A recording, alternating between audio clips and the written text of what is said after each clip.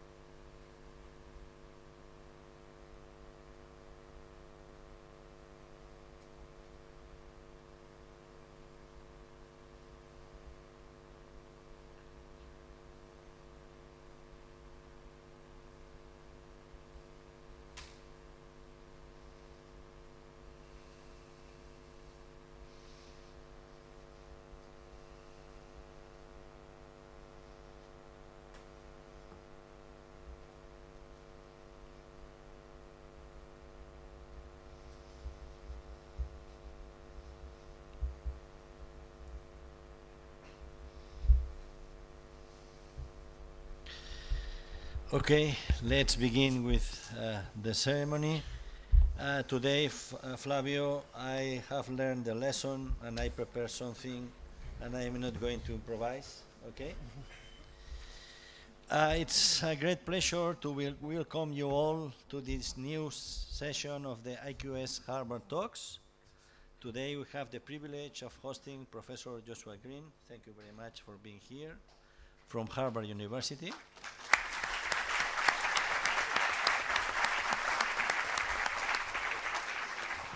I think this is for you, not for me. A leading thinker whose work has deeply influenced how we understand the human mind, moral judgment, and I think it's very important in our tradition, the choices that define us. From the beginning of our history, IQS have believed that science and technology must always stay connected to the human dimension, and our two schools demonstrate that. This human dimension includes ethic, purpose, and meaning, and in that sense, Professor Greene's, Joshua, if you don't mind, research reminds us that progress is not only about what we can do, but about what we should do. This conversation between moral philosophy, neuroscience, and decision-making lies at the very heart of responsible innovation, something that we care deeply about here at IQS. We are honored to open our doors to such dialogue between Harvard and IQS, if you allow us, between two cities that I love very much, Boston and Barcelona, two communities that share a passion for knowledge, creativity, and impact. These encounters are not just about exchanging ideas, they are about inspiring us for the next generation of scientists, engineers, management leaders to think critically, please, to think critically, act ethically, and serve society. Professor Greene, Professor Flavio is going just to give a brief CV of you, but thank you again for being with us today. We are truly delighted to welcome you to IQS.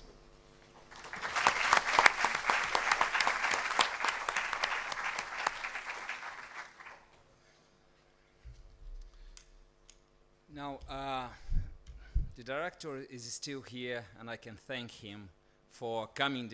He didn't listen anyway. He came from the middle of an important meeting just to give this welcome. So very grateful for that. I think I have to start by saying that it's a great honor, and it's a great honor to welcome Professor Joshua Greene from Harvard University, whose work has become a key reference and source of inspiration for many of us.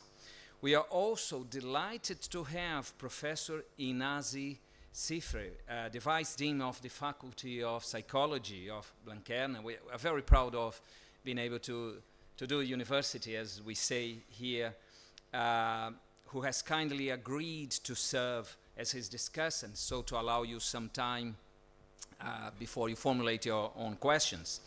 Now, introducing Professor Greene's work is no simple task, and for good reasons. First, his research is profoundly interdisciplinary.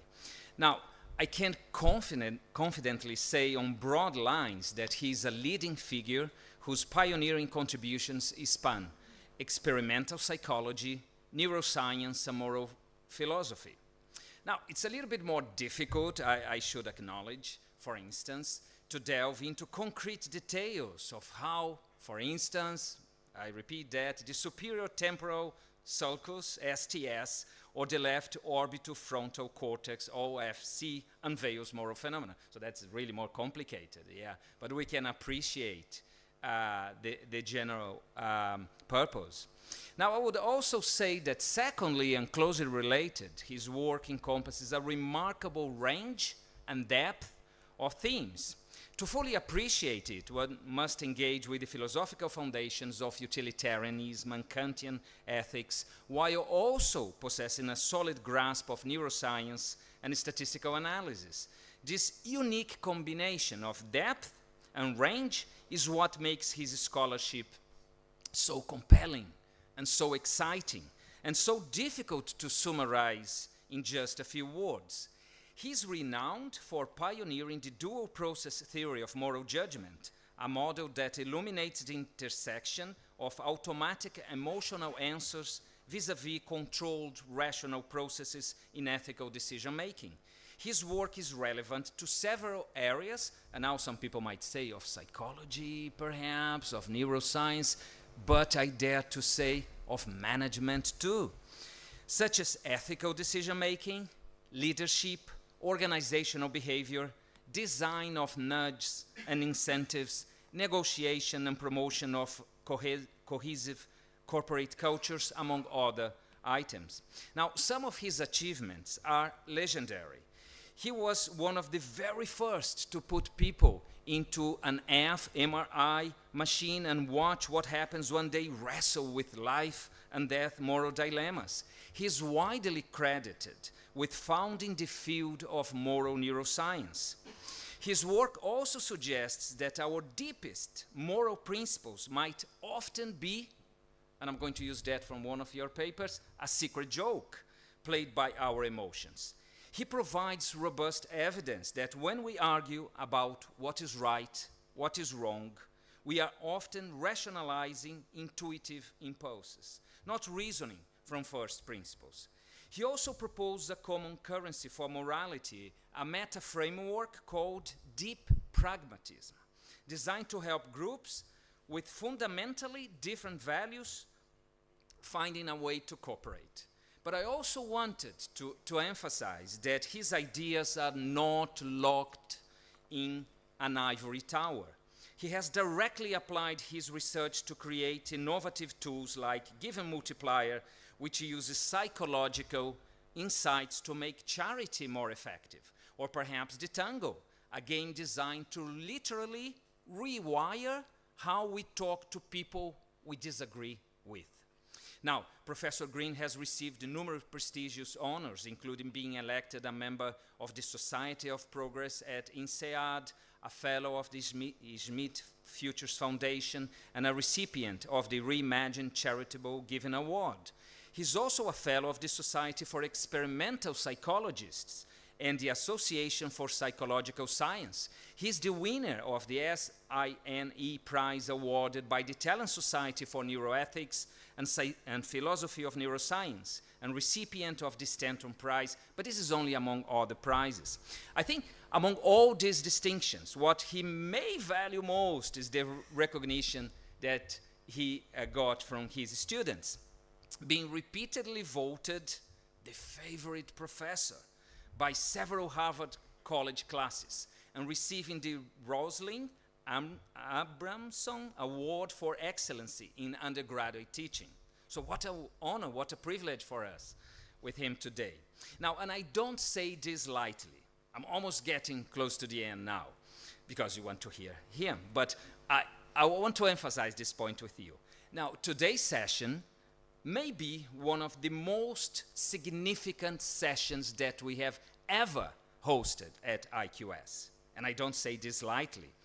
Now, our institution takes great pride in its ethical principles and in its Ignatian pedagogy, an approach that champions learning through active engagement with challenging experiences rather than passive reception of ideas.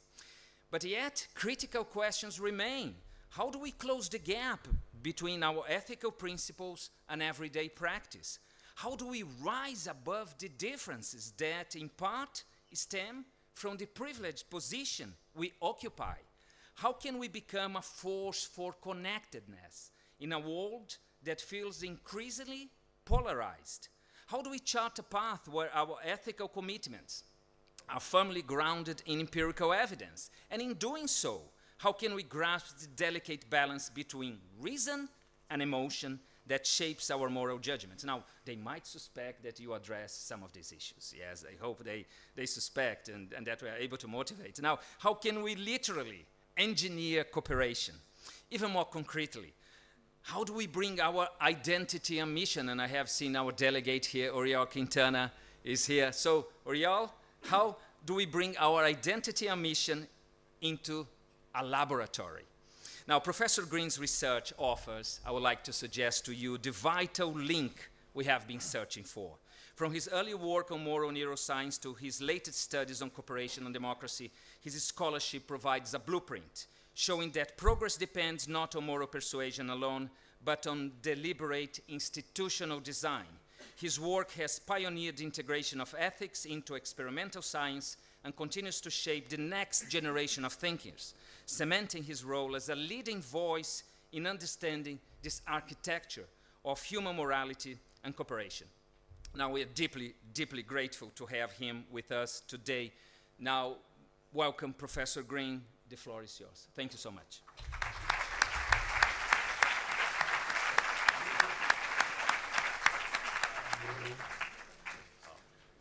Thank you so much. This is definitely going to be a case where the introduction is much more exciting than the talk itself. I don't think I could ever live up to that, but I really am deeply honored to be here. It's just been a great joy just in the last 24 hours, getting to know a few of you, Professor Comim, and I'm looking forward to meeting many more of you, and to just be in this beautiful place and to learn more about your culture and your languages. And so thank you for giving me the opportunity to visit. It is very exciting to be here. And I don't think anything I could say could live up to that introduction, but I will tell you about a few new things that I hope you find interesting and useful for the things that you are working on, that you're attempting to do yourself.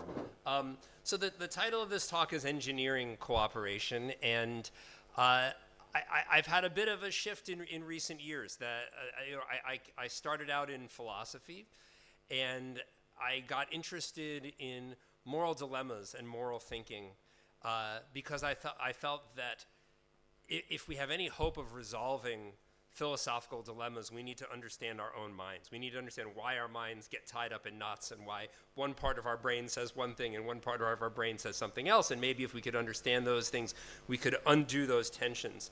And in the last 5 or 10 years, and I think this maybe is especially in the United States, but in Europe and other places in the world, we're in a time of great challenge, that there is great sort of crisis in our institutions and in our democracies.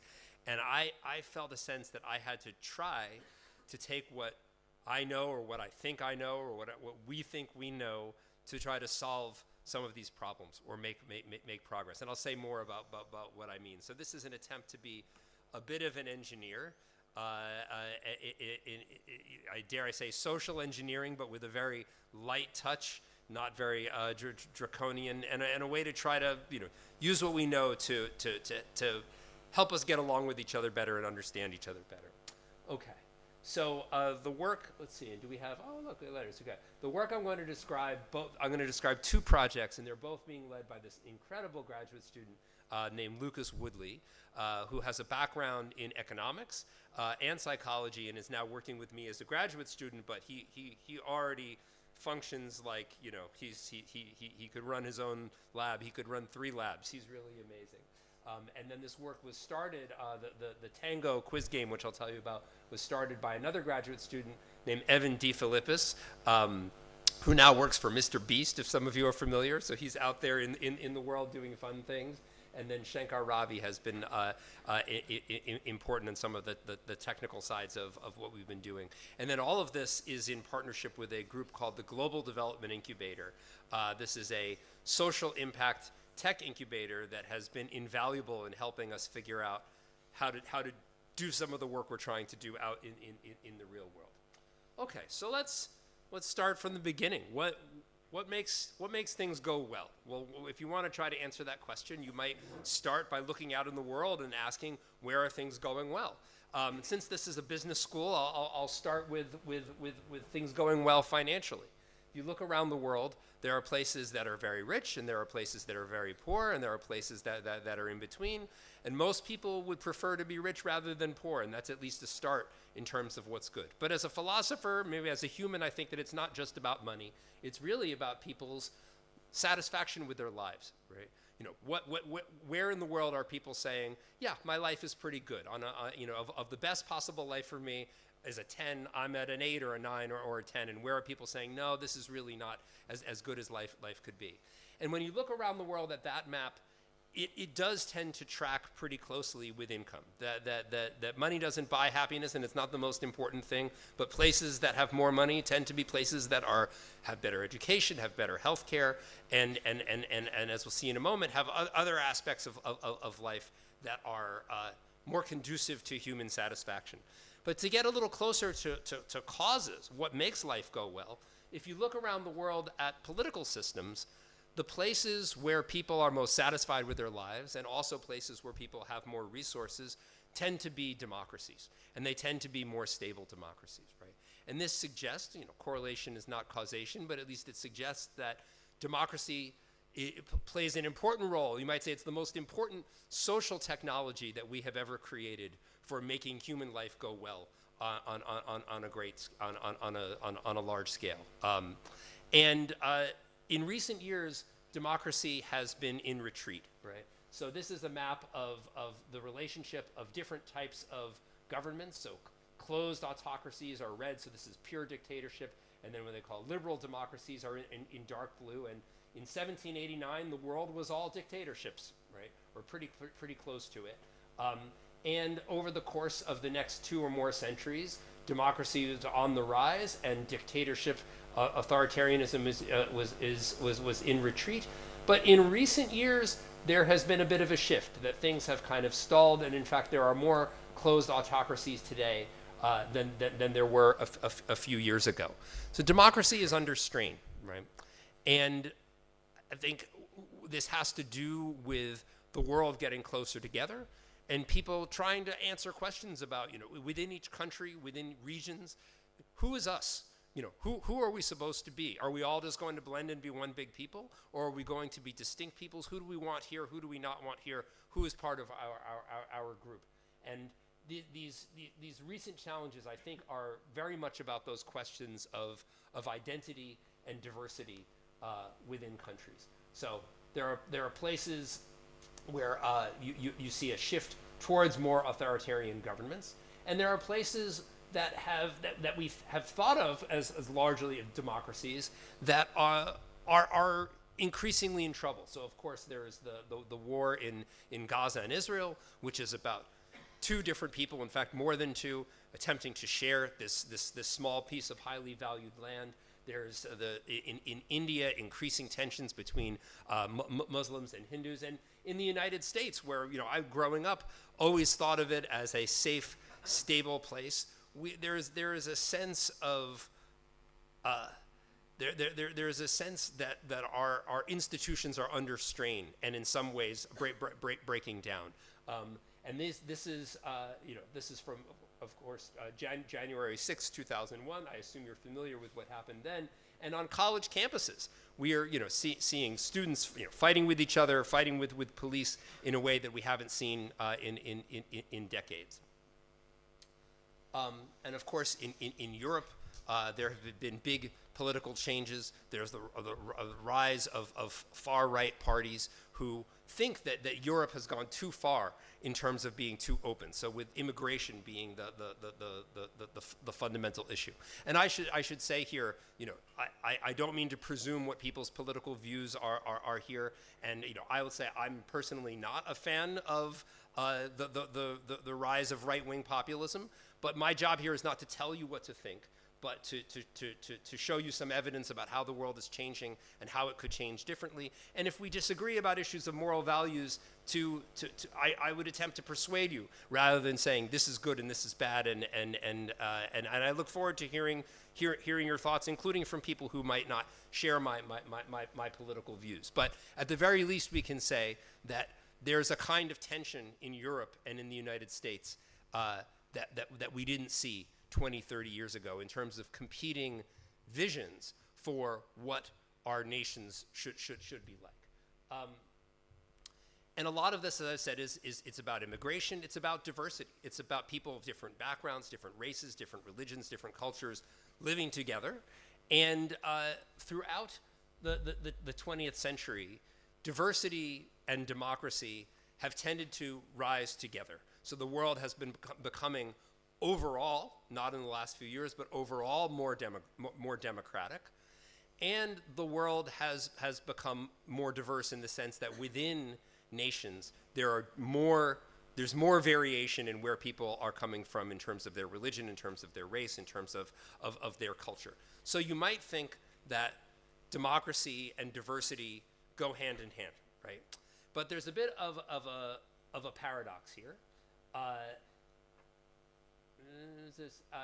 And that is, if you look in a little bit of a different way, there seems to be a tension between diversity and democracy. And this is indeed, I think, the political tension that you're experiencing in Spain and that we're experiencing in the United States between diversity and democracy. So if you look at the democracies that are considered to be the most stable, the most well-functioning, the most inclusive, you have places. These ratings are coming from the Economist magazine's democracy index. You have places like Norway, Sweden, New Zealand, Canada, that at least the Economist gives very high ratings for the quality of democracy.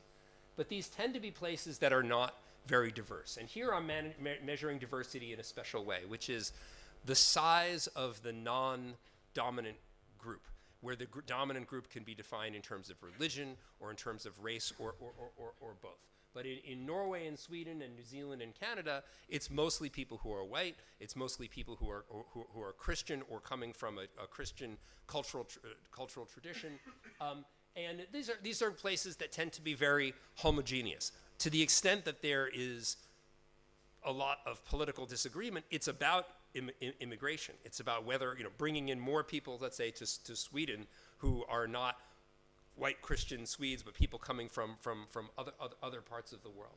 And then you have places like South Africa, where a majority of the country is not part of the politically and economically dominant group. And here, of course, the divisions are defined primarily by race, but of course there are differences in culture and religion as well. Here we have Professor Comim's original country, which is a very diverse place. And the United States, and this is from a few years ago, is kind of here in the middle. And what you can see is that there's this sort of inverse relationship. That is, places where people are much more the same, it's easier, it seems, to have a stable, well-functioning, inclusive democracy, not so much corruption, people saying the system is unfair, I'm being excluded. And in places that are more diverse, democracy tends to be challenged. So we sort of have a paradox, because here, going back, let me try to go back to the old slide. It looks like democracy and diversity rise together, but here it looks like they are that they're opposed to one another. It looks like you can have you're healthy democracy if you don't have too much diversity, and if you have a lot of diversity, then your democracy is really challenged, right?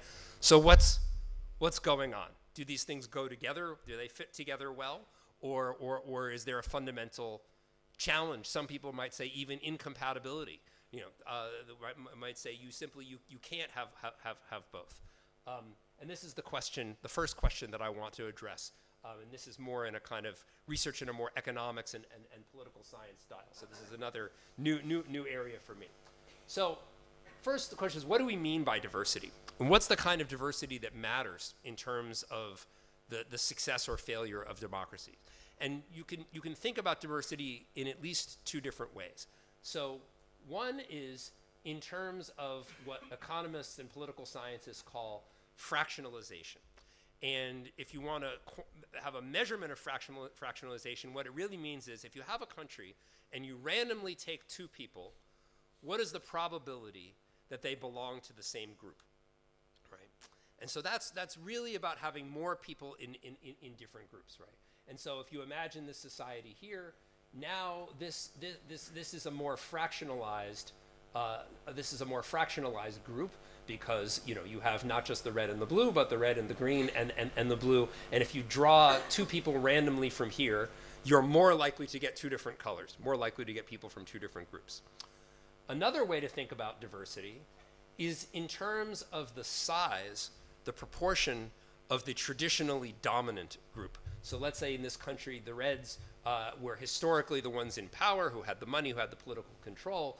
Here, it's the same number of groups, but the dominant group is getting smaller, right?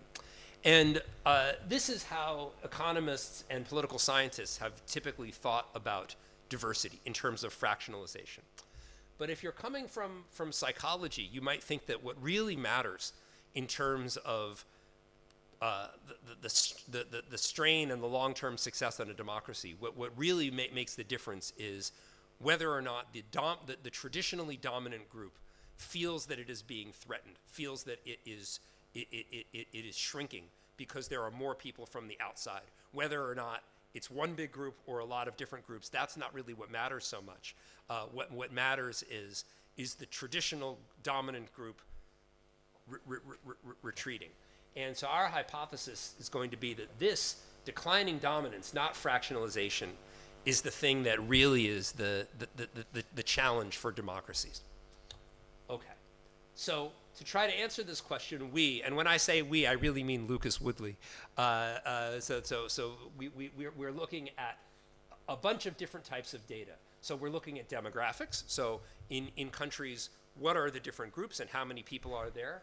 We're looking at political power. So we're taking this is a data set that tells you what types of people there are in different countries at different times. And then this other data set tells you which groups have more political power, who's the dominant group and who are not outside the dominant group. And then we have different measures of democracy. Now, I used the one from The Economist, but for the research, we're actually using ratings from this Varieties of Democracy scale, which has research experts evaluating each country in terms of the quality of their democracy and different ways in which democracies can be strong or weak. So we're taking these different separate data sets and we're putting them together to try to ask this question: what is the relationship between who's in a society and in what numbers, who has power historically and who doesn't, and how well is the democracy going? And we're looking at this for 90 different countries from 1950 to 2010. Now you might say, well, why not all the world all the time? This was the period and these are the countries where we had all of the different types of data that we needed. So this was the biggest data set that we could get where we have everything we need for each country during the time period.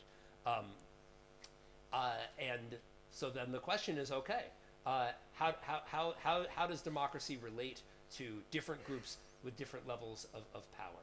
And this is where Lucas's economics wizardry comes in, teaching me things about how to do these dynamic panel models. The core idea is that you're looking at these things over time.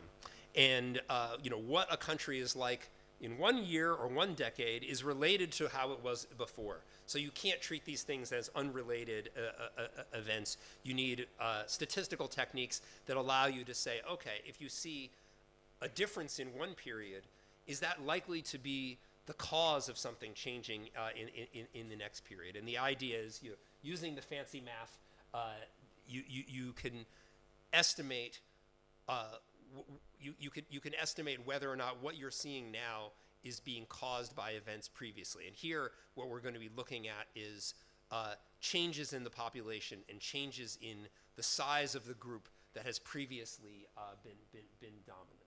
Okay, so we're looking at the declining population share of the dominant group. So what happens? So the question here is, what happens when the dominant group starts to shrink? And in the United States and in many countries, in Europe, what this means is white people or white Christians. When that group gets smaller, what happens to the quality of the democracy? And this is controlling for many different things. So this is not, this is taking it. This is the output of a complicated statistical analysis. So what we see is that 10 years later, controlling for everything else, when the dominant group shrinks, gets smaller, you see a significant reduction in the quality of democracy. So this is like the graph I showed you, where every dot is a country, and the more diverse democracies are struggling, and the more homogeneous democracies, where people are more similar to each other, are doing well. That's consistent with this effect. But if you look 20 years later, a full generation later, you might say, those democracies are not only bounced back, but they're actually stronger. And this effect lasts, if you look 3 years later and even 4 years later, those democracies have been strengthened. And this is in terms of what's called egalitarian democracy, electoral democracy, which is really the most important, liberal democracy, and participatory democracy. So what this suggests is that we can put it this way. Oh, and I should add that if you do the analysis in terms of fractionalization, so this is how many different groups are there, and if you pick two people, are they likely to be in the same group or different group? If you do this analysis with fractionalization, you don't see this effect. But if you do it in terms of the size, the changing size of the dominant group, that's when you see this change. So one way to sort of summarize what's going on here is, first, diversity strains democracy. People say there are these new people, I don't like them, they're different from us, they don't share our culture, they're not part of us, and we don't feel comfortable with them, and we have to do things to make sure that they don't take over, that they don't take control, right? But then eventually, and it takes time, it seems. It takes about a generation. And this is similar to what some sort of social philosophers and historians have said. Robert Putnam, if some of you are familiar with his work, without a quantitative analysis, had this hypothesis as well. But after a generation or so, people say, this country includes many different types of people from different types of places, and we all consider ourselves to be part of the same thing. But it really does take time, but it does last. Now, this is let's see, here we go. This has been true on average, looking at across many different countries, not everywhere. And this has been up until recently. So this data set goes up until about 2010, which is just before the recent changes that I described, where democracy seems to be in retreat, where it seems to be declining. So maybe this is no longer true. Maybe diversity and democracy can't go together anymore, right? Or maybe we are going through a kind of adolescence, a kind of difficult growing period, where democracy overall has been under strain, but eventually diverse democracies will prevail. And people may disagree about this. Some of you may think it's good if democracies don't get too diverse. I'm more of the view of a big us kind of person. You don't have to agree with me. But at the very least, I would like us to not be fighting about this and to respect and trust each other. And so the question that I have is, can we actively build democratic strength, right? Can we take a country like the United States or Spain, where there are these tensions between different groups or people with different visions for what the country should be like, and can we learn to trust and respect each other better? Can we actively engineer a solution?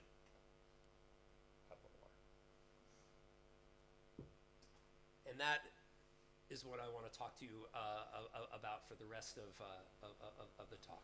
So as I said, in the United States, and I think elsewhere, it's really a question of how big is the us, how big is the we, you know.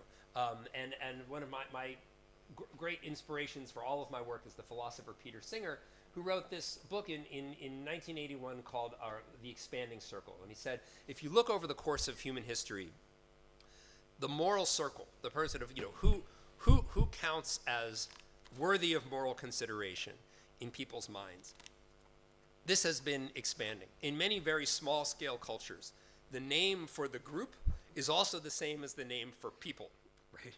So there's us, our little group here, and then the individuals from the other side of the hill or across the river, they don't even count as human. So a very small us, right?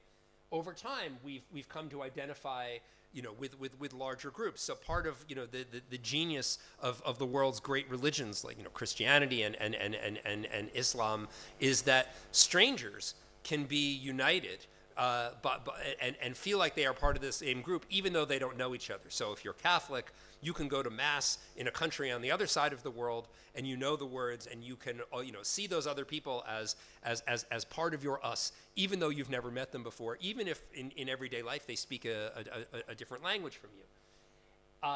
So that's ethnic groups, and then we have nations that, you know, may span multiple religious and racial groups, and then finally we could expand to all of humanity and even consider, you know, morals, other species. Some of you are probably vegetarians because you believe that it's wrong for humans to, you know, eat the flesh of other animals simply because we enjoy it, right? And once I was asked at a conference, I had to have, you know, your little name tag at the conference, and you had to put one line that was about, like, well, what do you do, or what are you about? What's your thing, right? And I hadn't really thought about that. I hadn't, you know, that's even shorter than a tweet or an X post, right? Like, what is my thing? And what I decided was, I think my thing is expanding the circle of human cooperation and altruism. That's what I'm about. I'm not telling you have to be about that, but this is what I see as the goal of my work. And in the United States, the question we're asking is, who counts as this us, right? How big is that us supposed to be? And it's been very difficult. So I don't know if you know how bad it's gotten, but in the United States, this is a poll from last year. Nearly half of Americans said that they think that the people in the other political party, I don't just disagree with them, I think they're downright evil, right? So this is really fundamentally different from how things were 20, 30, 40 years ago, where you don't just sort of see the political opposition as, oh, you have different ideas about how to govern. I like big government, you like small government. It's more than, no, you're people who really we can't trust and we can't respect. And that is a very dangerous thing in a democracy where people need to share power. This is the conservative activist Charlie Kirk, who was assassinated, who was killed a few months ago. Of course, this is January 6th. And on my own campus at Harvard, probably the single most divisive issue is the issue of the war in Gaza and in Israel. And this is a place where Harvard tends to be a fairly left-leaning campus. About 80% of people identify as some type of liberal. But even within that liberal group, there's significant disagreement about how to think about this. And this is Jimmy Kimmel, who's a popular TV show host. And essentially the Trump administration tried to get him off of the air because they didn't like the things he was saying. So attacks on free speech. This was right after Charlie Kirk, essentially saying, okay, one of our guys was killed, so let's try to take this guy out, not kill him, but silence him. This is really very different from how things were when I was young, and a sign that, you know, the United States may really be in trouble Okay, so what works? When I first started thinking about this, I thought, maybe I'll have some big new theory of conflict resolution and what brings people together. And I looked at the research in the social sciences and in the biological sciences, and the old theories pointed to the same thing, and it seemed to me to be pretty well supported by the research. And so I thought, we have this old theory. What do we need to do with it? So first, what is the old idea? The idea is essentially, biologically speaking, is that everything that we see around us in the living world is is a product of mutually beneficial cooperation. That is, parts working together and able to do things that they couldn't do separately. So in the beginnings of life, molecules come together and form cells, and cells form more complicated cells, which form colonies and organisms and socially cooperative organisms. And then humans are organisms made up of cells, and humans themselves cooperate in small groups and larger groups. And we live in a world in which we're cooperating and trading with each other across oceans and continents, right? And the thing that makes all of this work, what keeps it going, is that teamwork is effective. That the individuals and the societies that work together are able to survive and outcompete groups that do not cooperate as effectively. So what the biology suggests is that if you have two different groups that are fighting with each other, the best way to bring them together is to have them work together in a way that produces benefits and have that benefits shared, right? Now, I'm speaking to you at a business school, and that may seem to be very, very, very, very obvious. But this is not always the way that social scientists and political activists tend to think about these things. At least not in the U.S. I don't know about here. Okay, on the social science side, similar answer. So there's a famous theory called the contact theory coming from Gordon Allport, who was in my psychology department many decades ago. And it's a pretty intuitive idea, which is that if you have groups that are at odds with each other, you need to bring those people together, but not just under any circumstances. A war is literally bringing people together, but to fight with each other, right? You need to have people brought together under the right conditions that are essentially conducive to cooperation. And there are other sort of classic social scientific theories and bits of evidence. And really, we see this in the evidence of this all around. So in the United States, one of the biggest divides, a defining division in the United States is, with our legacy of slavery, is the divide between racial divide between white and black. And there was a time, during World War II, the U.S. was fighting, of course, and they needed more men. And there was this question about whether or not white soldiers and black soldiers could work together in the same units. And many people thought, no way, this would never work. But they decided to try it, and it worked extremely well. That having people, have that shared cause, I hate to say it, but shared enemy, can really bring people together, right? And this was a powerful impetus for the civil rights movement in the United States, that when the black soldiers came home from the war and say, okay, we fought side by side with you, and it's time for us to have the right to vote and to be treated as full citizens. And we are still fighting that fight in the United States, but we have come a long way. And this cooperation is an important part of that. We also see this in sports. Sports teams, above all, what they want is to win, right? And that means you want the best players, regardless of whether they're black or white. And so the military and sports were places where there was advanced integration before the rest of society, because there was a clear goal and a clear need and benefits to people working together across those lines. But really, every modern city is a testament to the possibility that people from different backgrounds, cultures, and races and religions can work together and see each other as partners rather than as enemies to be feared and distrusted. But so this is the background theory that teamwork is what works, right? So then if this is it's pretty common sense, I think, especially at a business school, and it's not a new idea. So then the question is, if we know that this is the answer, suppose that's right, why are we still facing these challenges decades after these ideas were well articulated and ideas that really people have appreciated for centuries? I think of it as it's not so much a matter of having new fundamental social science or biological science, it's a matter of engineering. That is, we know that cooperation across lines of division can arise organically when circumstances are conducive. When there's a war and we need to work together or we're both going to die, right? Or there's a sports team and we need to play together or else the other team's going to win, right? Those are circumstances where cooperation across differences happens naturally. But how do you engineer it where there are forces that are opposing it, right? That's the question that I'm going to try to begin to answer. So, come on. Let me see. Can you, whoever's on my clicker's not working. Whoever's at the computer, can you? Yes. Oh, we're back. Okay. So here we go. I'm not sure what. So what are the things we need to engineer cooperation? Come on. This way. There we go. Well, we need things that are effective. And if the theory that I'm pointing to is right, then these are going to be programs, systems that put people from opposite sides onto the same team.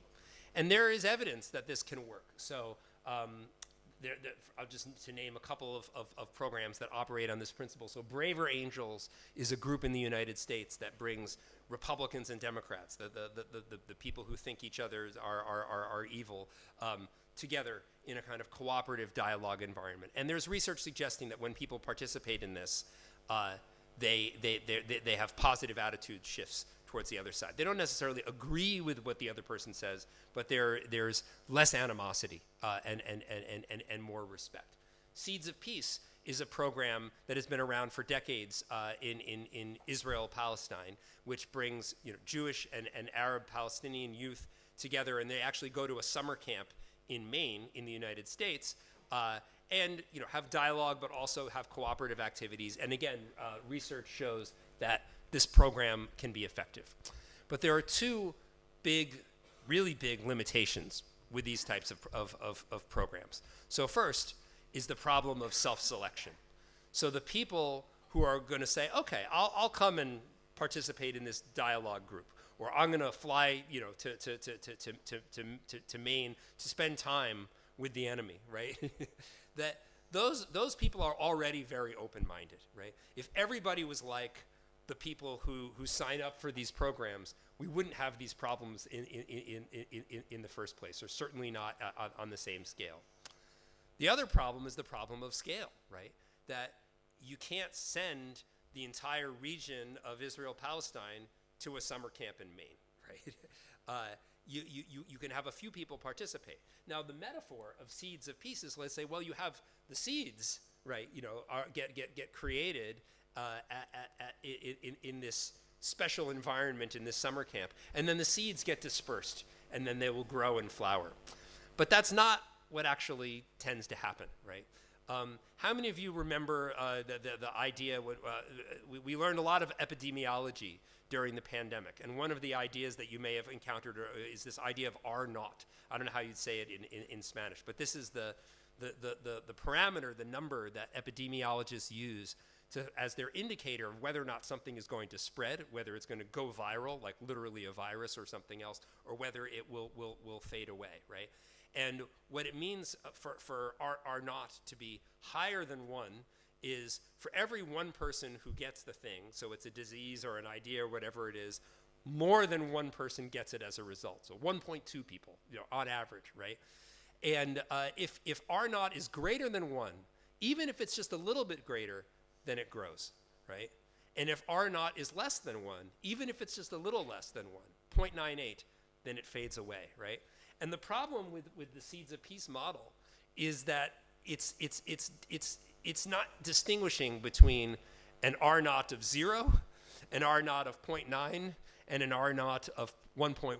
That is, what I mean is the seeds, the people who participate in these programs, they may do good things out in the world, and they may really have an influence, but the influence fades.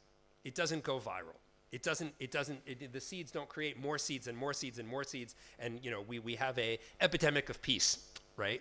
Instead, we have a few good people who get to know each other, and they tell their family and friends, and their family and friends say, well, that's good, I feel a little bit better, at least before the latest bombing or whatever it was, right? And then things fade out. So you need things that have the capacity for larger scale, and you need to avoid the problem of self-selection, that the people who participate are already the people who are doing okay in terms of their mindset.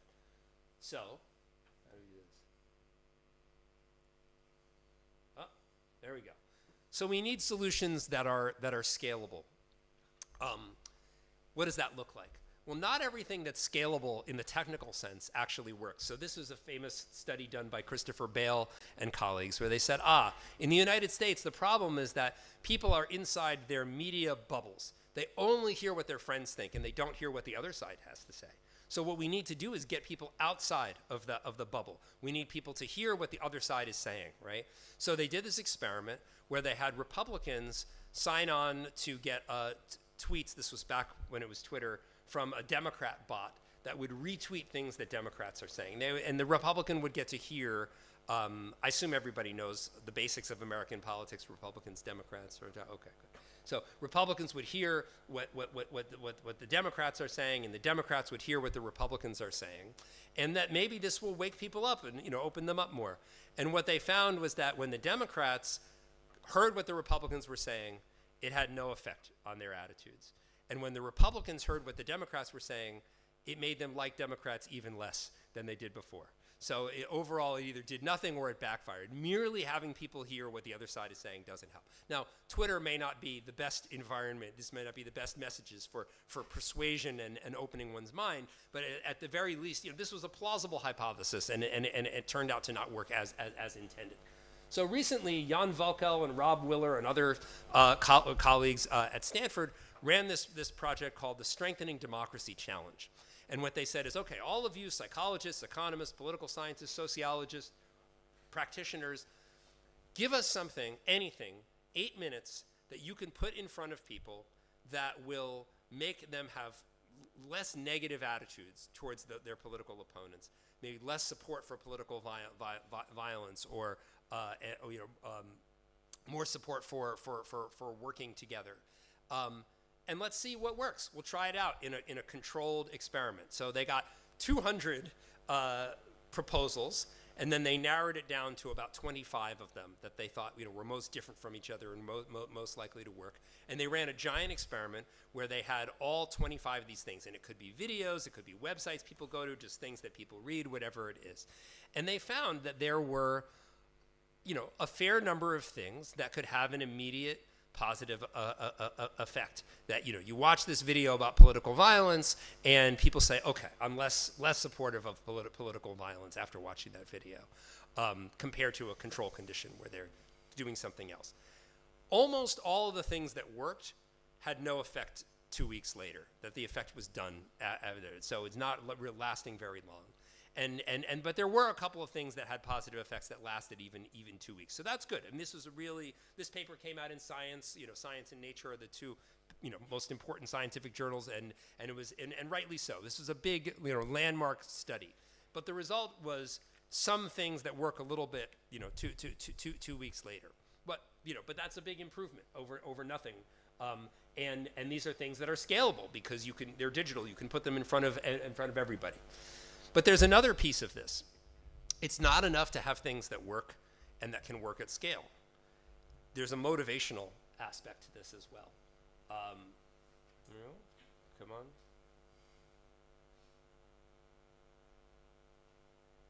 I don't know if there's magic words to say. Probably the direction. Direction? Yeah. I don't know. Who's on the computer? Is there someone who can just hit the button? Probably over there. Oh, there we go. Maybe I just have to hit it really hard. Okay. So you have to be motivated. So motivation is the other piece of this, right? That you can have a video about political violence that when people watch that video, it makes them say, at least for a couple of weeks, okay, maybe political violence is not as good idea as I thought. But how many of you wake up in the morning or after a long day say, I want to watch a video about the dangers of political violence, right? Probably not, right? It's eating your boiled vegetables, right? So it's not enough to have things that work and that millions of people could do. You need some motivation. You need people you need things that people want to engage with, right? You need to use carrots rather than sticks. And so one way to put this question is, what is the opposite of highly engaging, divisive online content? What's something that shifts people's attitudes in a positive way? It's digital, so millions of people can do it, or it can achieve scale, and it's something that people actually enjoy or would be motivated to engage with, right? The opposite of online trolling that makes people hate each other and spreading misinformation and distrust and disrespect. What is the thing in the middle there? So this is the question that I and my team we tried to answer, and come on. I think I can help you here. Oh, does that go? Oh, good. Okay, Yeah. I'll come there. Is a game called Tango. So what is this? And this is a game that we created where it's a quiz game that you play online with a partner. And so what happens is you log on to the game, it asks you some questions about yourself, and then you get paired up with someone, and in the interesting case, you're paired up with someone who's different from you. So in the United States, this could be you're a Democrat, you get paired with a Republican, or you're a liberal, you get paired with a conservative. But this can be done in other places, as I'll mention. And you have to answer questions together. And there are really sort of two types of questions. So some of the questions are just about popular culture. So it's about music and food and TV shows. And we're taking advantage of the fact that in the United States, Republicans, Democrats, liberals, conservatives, they know about different things. They like different things that are not about politics. So this question here, which country artists had the highest selling album of 2023 in the US? Raise your hand if you know the answer. Any American country music fans here? Not. Sorry, what? Okay. Well, if I asked you at Harvard, you might not get many people who knew either. So the answer is Morgan Wallen. This is something that Republicans would be likely to know the answer to, right? But if you ask about the show Stranger Things, any of you seen Stranger Things? Of course, right? I saw an advertisement yesterday. McDonald's has like a Stranger Things lunchbox, right? So it's the same thing here, right? So liberals, Democrats are more likely to be able to answer questions about Stranger Things, whereas Republicans are more likely to answer questions about Morgan Wallen. So Republicans and Democrats, you play this game together, and the Democrat says, "Oh, I know, her name is 11. 11's a person's name? Yes, that's her name." Okay, and you do that, for Stranger Things, but the Republican knows about Morgan Wallen. You work together, you get your points, you get your money, you get your prizes, and that's good. So that's pop culture questions. But then we also have questions about politics. So in the United States, we got a lot of guns. Not as many. You don't have as many guns as we have, and we have nice big guns. And if you're a liberal, you're likely to think that the big guns, the assault weapons, the military guns, kill lots and lots of people. But in fact, it's actually, of all of the gun deaths in the United States, and there are a lot more in the United States than there are here, unfortunately. Well, fortunate for you, unfortunate for us. Very few of them are actually involve these big military weapons. But when there's a mass shooting with the big weapons, then that's all over the news. Maybe you hear the news also, and you say, "Oh, I'm never going to the United States again," because they've got all these. You show up in the country, and there are people with military weapons pointed at you. People on the left think, "Oh, these giant guns are killing everybody," but it's not good, but it's relatively few, and so Democrats think 30%, 40% of gun deaths are from these big military weapons, whereas Republicans would say, no, those are very rare. It's mostly handguns. But if you ask about crime rates among immigrants, and you say, do immigrants commit more crimes than native-born Americans? Republicans will say, oh, yeah, 10 times as high. And Democrats will say, no, it's actually not that much. And in fact, immigrants in the United States commit fewer crimes per capita than native-born Americans. So this is the place on a sort of political issues, guns, Democrats, so that the Democrats are wrong about assault weapons and how many people they kill proportionally, but Republicans are wrong about immigration and how many immigrants commit crimes. So we start out with the stuff that's easy and fun, country music, Stranger Things, you get to know each other, you work together, I know this, you know that, it's nice. And then when things get political, you go, really? Okay, well, I'm a little surprised, but you're already teammates, you're already working together, you're already winning money, and it's very hard to dislike somebody who you're working with, who you like and who's friendly and who you're working with successfully, right? So the idea is to create this experience of teamwork, like being on the same baseball team, or like being in the same military unit, and the idea with the political questions is that when you have to deal with the political things, you not only like the person you're playing with more, but it generalizes to the rest of the group, because it makes you think about the fact that you don't just say, well, it was nice when we were talking about music, but once things get political, then you're going to turn into a monster, right? And what you see is that even when it becomes about guns and immigration, the other person doesn't turn into a monster. And by the way, this is true. So when we started doing these experiments, we didn't know what would happen. We didn't know if there were all going to be all of these fights and people would start screaming and swearing at each other and saying nasty things. Very, very rare.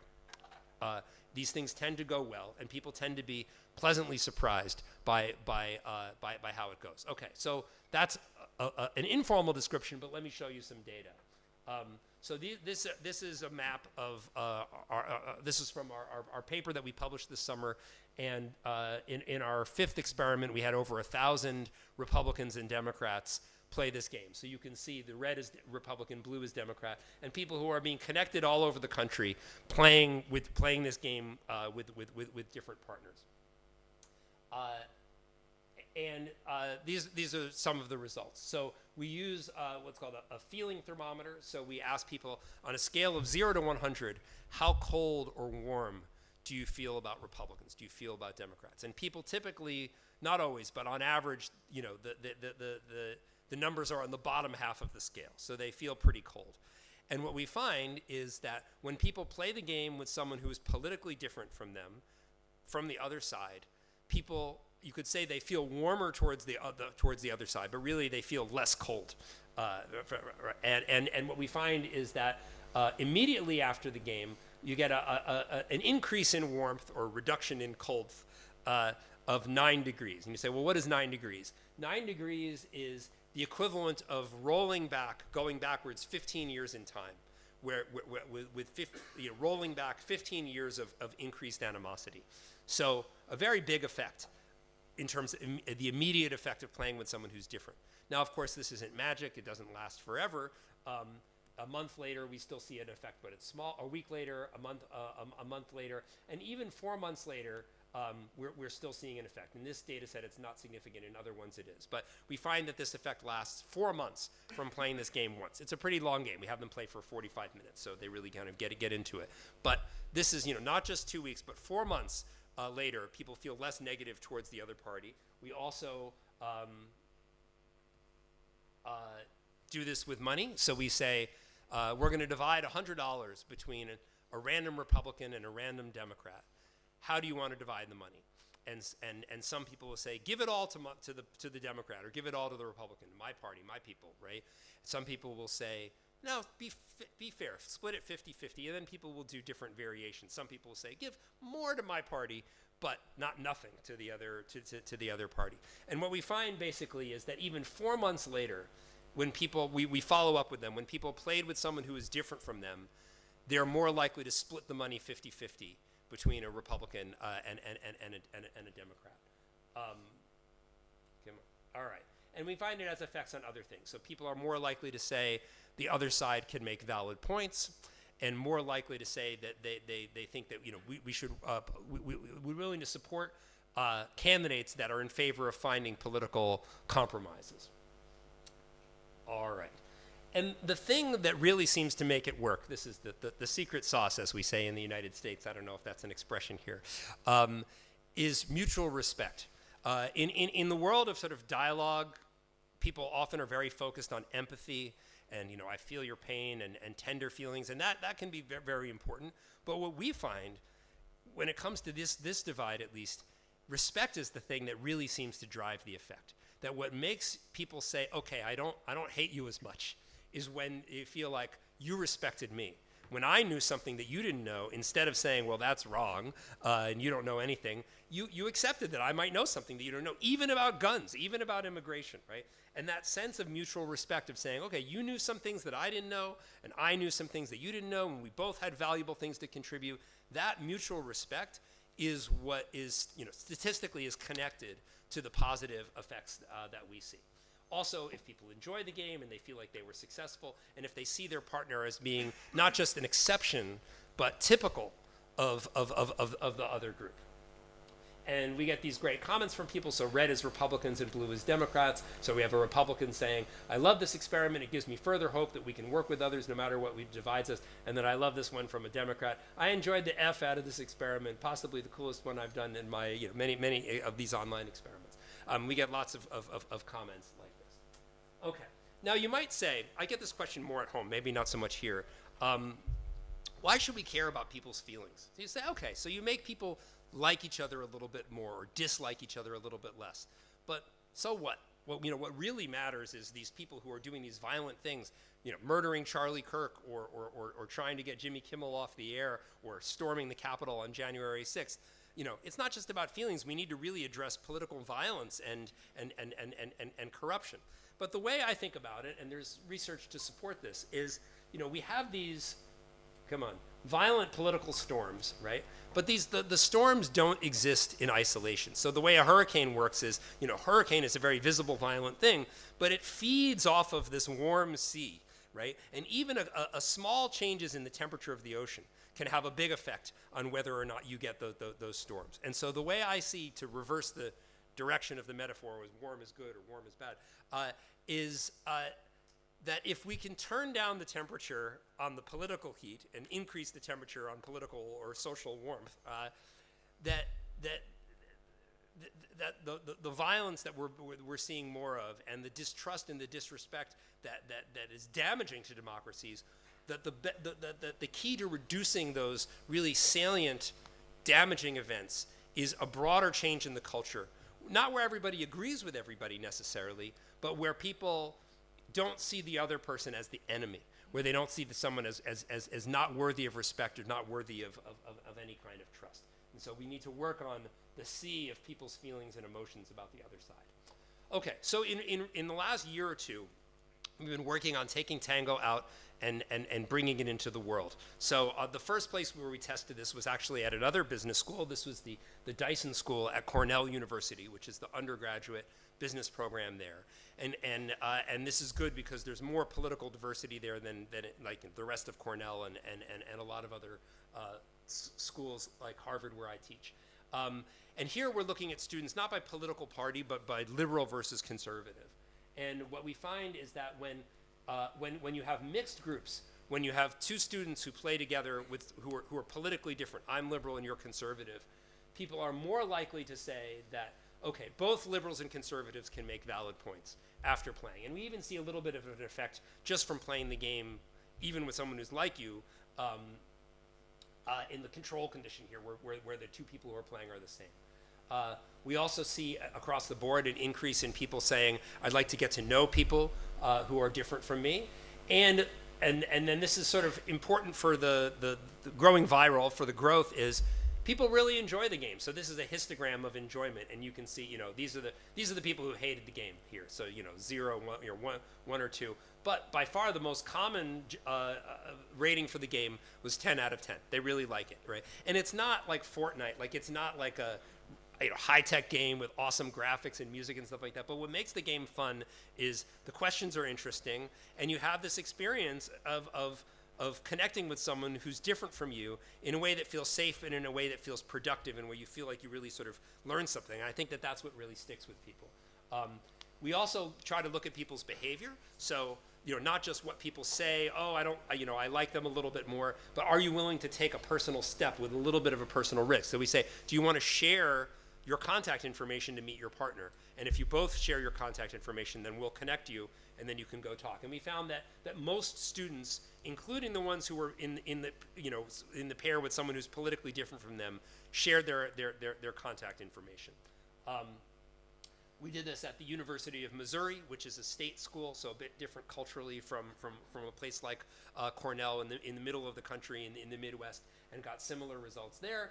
And we started to do this in businesses. So these are results from a Fortune 500 firm. So this is an investment management firm, and we see the same sort of thing. So this is the main result here is that at this company, this pilot test, people who played with someone who's politically different, again, more likely to agree that both sides can make valid points, more interested in getting to know people who are different. And these people really liked the game. I think they were not expecting to have any fun. This was like at a corporate retreat, and I think this is part of what's going on with the students as well. But the people who played really enjoyed this. Okay, and we added another measure here. This is how comfortable do you feel voicing controversial opinions? That there's a sense at work and in universities that people feel like they can't really speak their mind, right? And at Harvard, I'll get to this in a moment, it's particularly for students who are more conservative, they feel like they have to kind of be in the closet and keep quiet about their conservative views, or the liberal students around them will hate them and won't go on dates with them and things like that. At Harvard, we did another model where we're not just having everybody in a room, but having people play in different places. So we did a big game this spring where people played on the app across 11 dining halls at Harvard at the same time, and that worked really well. So we see increase in our valid points measure, interest in getting to know people, and then also increased comfort voicing controversial opinions. And again, the people who played the game really liked it. Oh, and to motivate people, we give away Harvard sweatshirts, and then the top prize was Celtics playoff tickets. So going to the basketball game. So gotta bring people in and give them a reason to play. But this worked really well, and you can see some of these chats here. Again, I don't know. This is like not random selection, but people really get into the game, and they really like it, and they really like their partners. All right, so we're now working on getting this into lots of different schools, and across the board we're finding that people are more likely to say that the other side can make valid points. I want to get to know people who are different from me, and the enjoyment ratings tend to be high. 10 is the most, and then for some reason people don't like to give a 9 rating. They'll I guess they like to round up. So they'll give a 10 or an 8, but not a 9 very often. Interesting. Sort of the marketing experts can tell me why you don't get as many 9s, but we're working on getting this into different schools, and then I'll just tell you about the biggest game that we've done recently. Come on, this way. So we did at the orientation event, the start of the school year in August, September at Harvard with the incoming students. So this is over 1,000 students. This is a quarter of the class in the biggest or the second biggest auditorium on campus. So we had over 1,000 students play the game. And we saw, again, increase on all of our key measures. And the one that to me is, I think, most important is when liberals played with conservatives, and there aren't that, it's about 20% conservative, people identify as conservatives at Harvard. So in those mixed pairs, the liberals have, this is playing the game for 15, 20 minutes. They have a 7-degree increase in warm feelings towards the conservatives. And this is really important to think that the conservatives who played with liberals say that they feel more comfortable voicing their opinions, right? And that's on a college campus where we need to be able to discuss ideas and have the sort of educational underpinnings of a healthy democracy. If people feel like they can't say what they really think, that's a problem. And so just playing the game for 15, 20 minutes makes conservatives and liberals also feel more comfortable saying what they think. So this is these are pictures from the students playing the game, and then we had a discussion after the game. So this is sort of, raising their hands and discussing how things with your partner, what went well, what didn't, and those are really interesting. To motivate people to play, we had them, the prizes were going to a Red Sox game. So we had about 20 students who whose winning teams went to a Red Sox game together, so baseball. And most students liked the game. 80% of people gave their contact info. And then over 100 students met up in the dining hall a week later to meet their partners. So you have people really going out and doing things in the real world and not just answering questions. And we got lots of positive comments, people saying that they really enjoyed the game, and hopeful for business purposes. I play this for fun outside of school with my friends, so maybe we can get this to take off. Okay.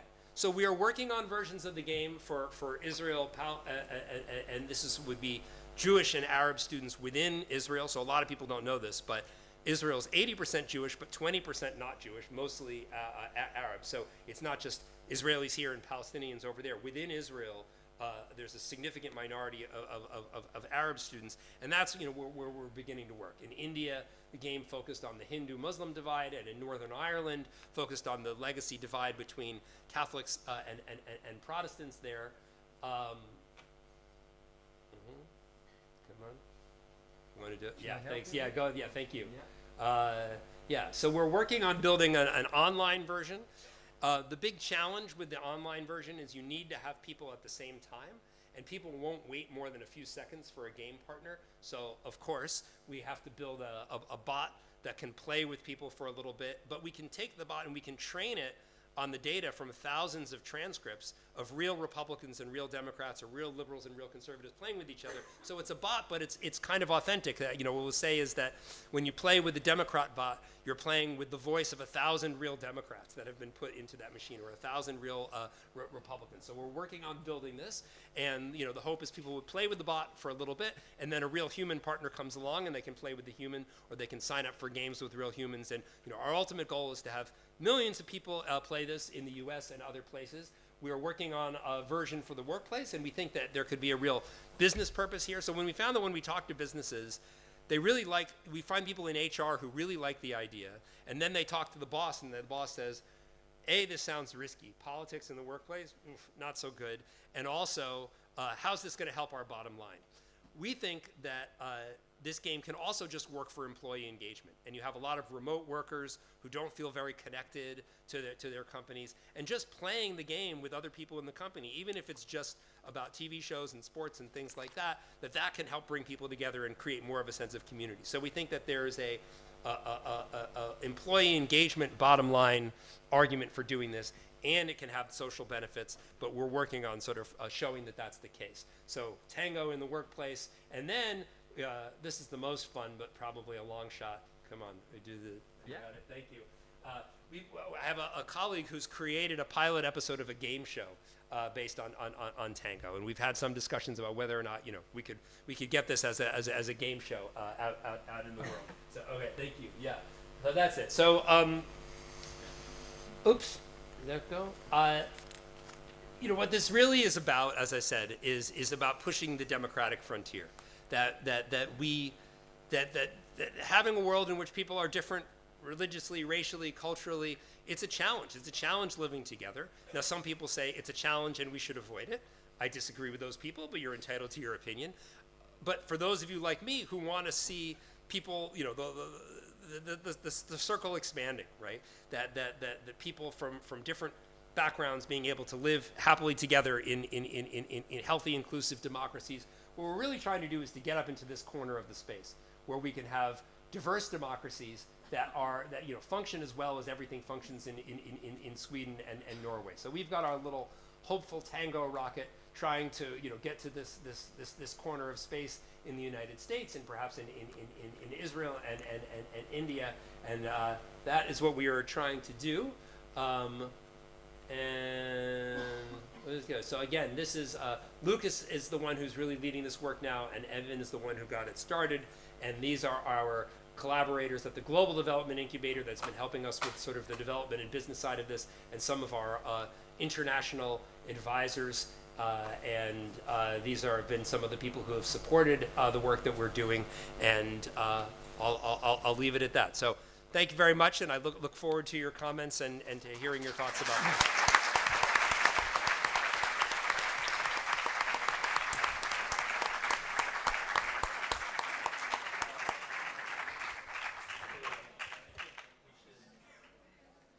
Seems like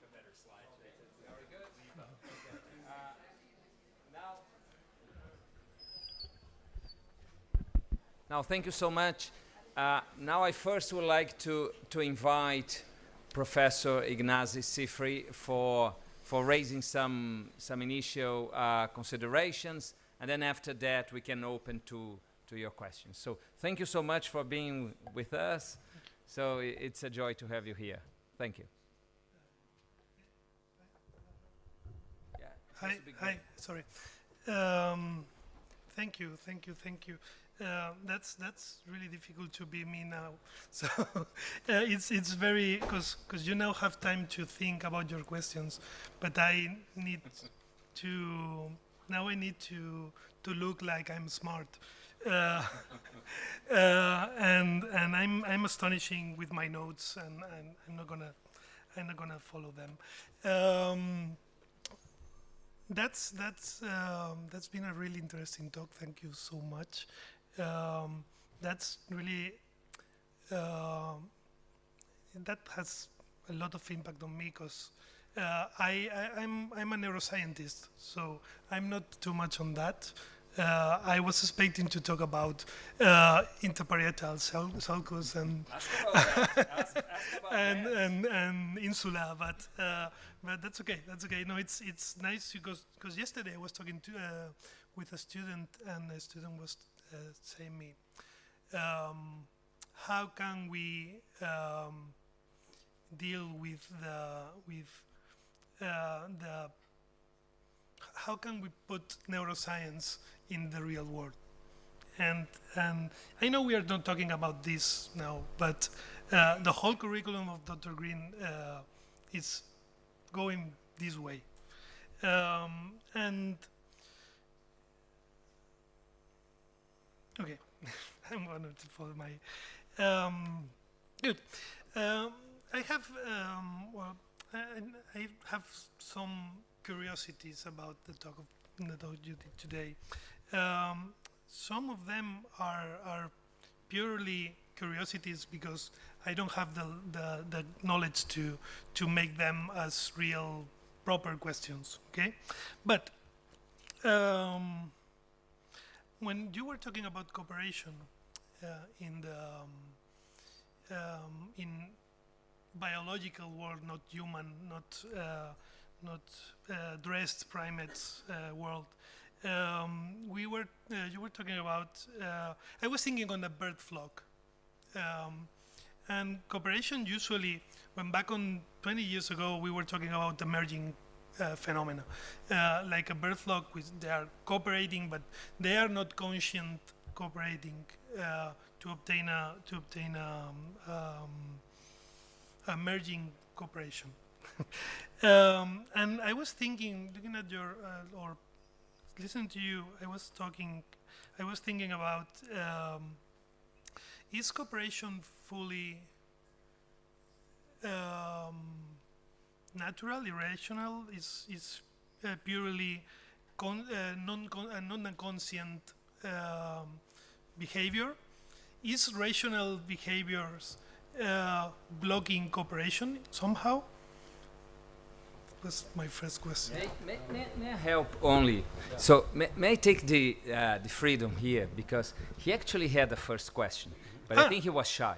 So and if I want to push on that, so what are when you are talking about the contact theory, when you are talking about how people react to games, what are the neurological processes that you might assume that are behind that? Because we know your work on the links between emotions and reason. So would you say is that because people see the evidence and they put a kind of utilitarian frame, oh, the person knows the evidence, he knows the number, I have to respect that person because the person, in a rational way, I should respect that person? Or do you think they are processes related to how emotions and connections are established? Perhaps. So what I mean to say is that I think you have a question there, so don't be shy. And I think it's very interesting to understand what are actually all these processes that, for instance, moral tribes you have described, and if you are actually concerned about that. So I just wanted to add you had your question too, but for your question one, I simply want to say, yeah, oh, don't be shy. Yeah, so Yeah. to put to you that. Great, So thanks. thank you. Thank you, then. Yeah. So I think maybe address both of the questions at once or in an integrated way. So let's talk about sort of the brain and moral dilemmas for a second. So the work that people kind of who've been in the field for a while that they think of when they think of me is work on moral dilemmas. So raise your hand if you've heard of trolley problems, where you can kill one person to save 5 people. If that sounds so, some of you, so the younger people with the memes, yeah. So I got interested in this coming from moral philosophy, that there were these little sort of toy, sort of fruit fly kinds of problems, like trolley is headed towards 5 people, and you can turn the trolley away onto a different track, but then it will run over 1 person instead of 5. Or you can push somebody in front of the trolley, and it'll stop the trolley, and then save 5 people. And what's interesting about these dilemmas, especially the sort of footbridge case, so this is where you push somebody off of a bridge. Is this not going? Okay. Is there's a kind of tension between an emotional response and a more reasoned response. So emotionally, if you ask people who are not psychopaths, is it okay to push somebody off of a footbridge in order to save 5 people? People, they either say no or they say yes very reluctantly, that there's a kind of feeling that this is wrong. And that's good. We don't want people to feel okay about pushing people off of footbridges, right? But then, this can be a case where, like, more people will die if you don't do this, right? Now, of course, this is a very sort of stylized hypothetical case, but it's a nice sort of way to sort of get at this tension between reacting emotionally and thinking kind of more rationally, or at least in terms of consequences, right? With these sorts of dilemmas, and then in terms of what's going on in the brain, what you have is when people sort of think about pushing somebody off of the footbridge, you see an increased response in a part of the brain called the amygdala, which is the same part of the brain that you'd see a response in if you're walking along and you see a snake, and for a second you're startled, right? It's a signal of threat, of danger, or need to pay more attention, right? In terms of doing the cost-benefit reasoning, saving 5 lives versus 1 life, that involves a set of circuits that includes what's called the dorsolateral prefrontal cortex. So it's essentially the part of your brain that is active when you feel like you're working and thinking hard, and you're trying to sort of, keep a lot of sort of things in mind and move them around. And then when there's a difference between those 2 responses, they kind of compete. And the way they compete is they send signals to a part of the brain called the ventromedial prefrontal cortex that integrates those signals, and you have a response that says, don't push the guy, that's terrible, that's wrong, that's murder. And then another voice that says, well, but 5 lives, it's better to have 5 people alive and 1 dead than 5 dead and 1 alive, right? And those 2 signals compete, and they weigh against each other, and eventually out comes a decision. And I think that now that's one type of dilemma, right? And then we have our sort of broader social dilemma. I think that when it comes to dealing with people who are different from you, some people experience this as a dilemma. They say, I think it would be better if we all worked together and we got to know each other, but I also don't really completely trust you, and I'm a little bit afraid of you, and I'm even more afraid of your cousin who doesn't seem as nice as you, right? And that may be the kind of person who agrees to go to Seeds of Peace in Maine, where they have these conflicting emotions, where their part of them recognizes that we live in a better world if we all get to know each other and work together. But there are real fears, and they're afraid of the other person. They're afraid of what their own people will say. When I say, I just went to, if you're a Palestinian and you say, I just went to a summer camp where there were a bunch of Jews there, and your cousin, your parents might say, really? So you're becoming friends with the enemy, the people who just bombed our houses? That's terrible, right? So there's a combination of hope and fear, right? And for other people, there isn't a tension. They just have one feeling, which is, I don't like them. Right? I love us and I don't like them, right? So I think it's a different sort of psychological dynamic for different people. For people who are kind of more on the fence, having this cooperative experience can shift the balance, and they say, okay, the amygdala gets turned down a little bit. You say it's not as scary, and the possible benefits of working together. Hey, we're getting points. We're doing well. We could go to a Red Sox game if we keep winning like this, right? That the positive experience sort of shifts the balance, I think, between those competing circuits. For the people who just have one feeling, which is I don't like them at all, and what's going on here, and you said quiz game, and now I'm talking to this person who I don't like.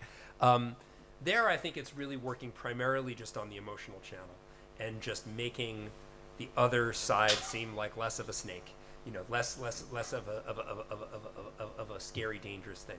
But it is all the same neural circuits, that were involved in that early research with the dilemmas that you're referring to, and that's involved in our social feeling and reasoning more generally. So sorry, that's a very long answer, but that's how I sort of see these things as being connected. Well, he might be much happier now. Yeah. Do you have any comments related to that part about? No. No. Okay. So I think we can open now for questions. I think the first thing I saw 3 hands. Yes, immediately. Actually make it 4, 5, yes, and only here, and 6 and 7. So you are giving me lots of work, and 8. And let's stop there just for a second. It's not that I don't know how to count beyond 10, but it's just to try to follow the order. Now I'm going to ask the kind assistants.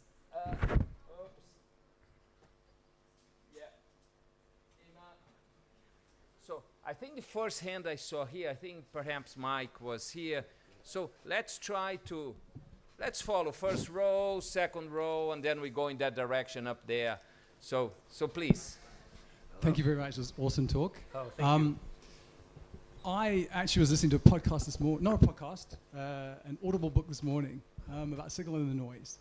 Yeah. And one of the things in it, they said that the different sides, so if you're like Democratic or Republican or conservative or liberal, if the more informed you are about a subject, the more you hold on to your view.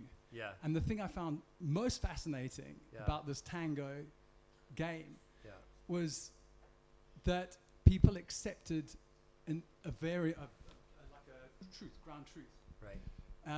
I'm wondering whether that might, if you have a theory about that, and whether it might not be the fun element, but rather the distraction element, so that your cognitive load is taken up playing the game, and you can accept a truth much more easily than if you had your full cognitive resources available to think about it.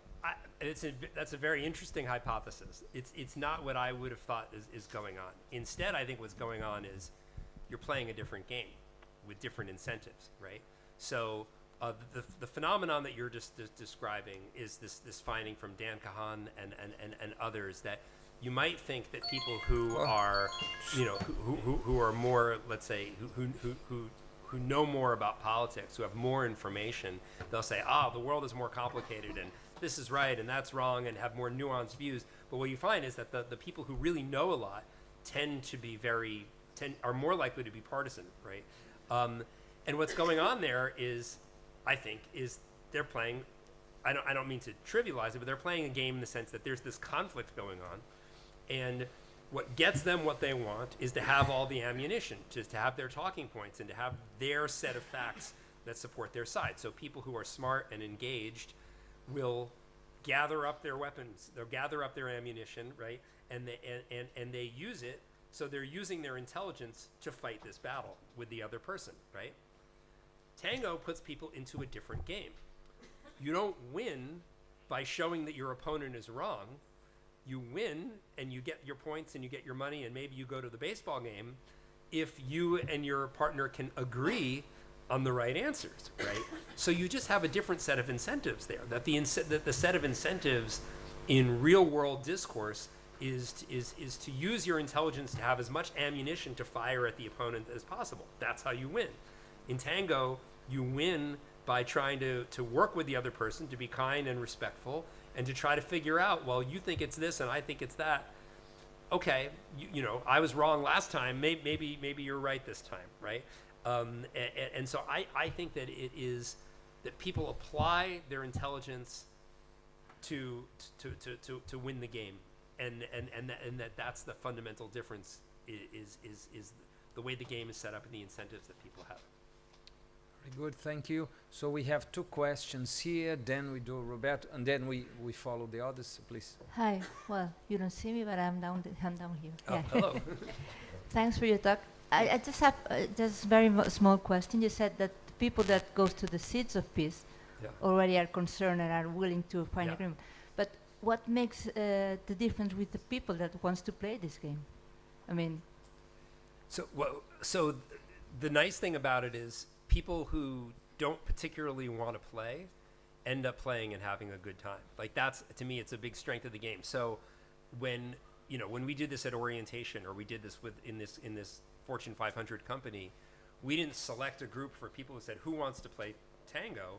We just said, okay, it's orientation. You heard this talk from this professor, and now we're going to play this game. And it's just everyone who's there. Or at the corporate retreat, the person running the retreat just says, okay, well, there's this new game we're beta testing, and we're going to try this out, right? And everyone just does it. So, part of the sort of strategy here is to have something that doesn't require any special motivation. Same with our online experiments. The people who signed up, all the Republicans and Democrats in those initial experiments, they weren't signing up for a peace mission. They were just, doing research studies for money, and they didn't know what they were going to get. So part of why we're excited about this is that people who have no special interest, I mean, some people love it and some people don't, but mostly people like it even if they have no motivation, special motivation at the outset. Very good, please. Hi. Hi. So the question I have is related to the first question that was asked before, around like the beliefs you already have. Yeah. But more like in relation to people already have a set of beliefs, right? And with the amount of misinformation and disinformation Yeah. that's going around, have you found that people are actually able to accept Yeah. like an objective truth in certain questions, or is there a problem still?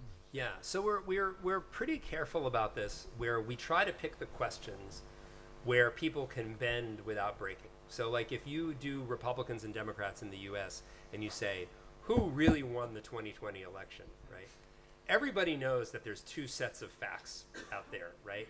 And they know that the other side, the Trump people know that the liberals think that Trump lost, and the liberals know that the Trump people think that Trump won. And you can't, people are not going to bend on that because they already know that the other side has the wrong facts, right? So we try to do things that are surprising and interesting and challenging, but where people can accept the answer, right? So, Republicans might firmly believe that Trump was cheated and that he really won the 2020 election, but they don't know what percentage of crimes are committed by immigrants versus not. They're surprised, but they're willing to accept it. The other thing is that we don't start out with the politics. We start out with country music and Stranger Things, and we get people working together. And so by the time they get those more challenging questions, they've already established a rapport. They already have a sense of teamwork, that they like each other and that they work well together. And they don't want to ruin that by being a jerk about, they might say, I disagree, but they don't say, you're an idiot and you're wrong and I'm not going to, there's no way I'll agree to that. So that's kind of how we do it, is we try to create an on-ramp, that's nice and smooth, where we start people off with something that's easy, and then work our way up, and never push people to go farther than they're willing to go. Very good, please. Thank you. Thanks very much. I've got two questions, overarching questions. Which are very brief. Yeah, very brief. So the first Assumedly, one yeah. is, how many Trump's tweets are necessary for all the results obtained in Tango to fail? Yeah. Second question is, I'm worried about structural problem that is underlying this idea of bringing people together to help to be harmonized. We live in a time of polycrisis. We have a more and more unequal world.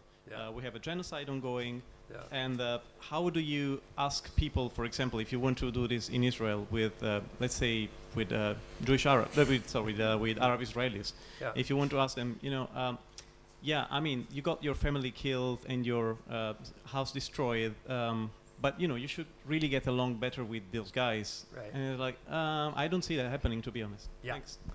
Those are great questions. So the first question is more straightforward. I mean, we haven't, titrated with Trump tweets, but we do look over time, right?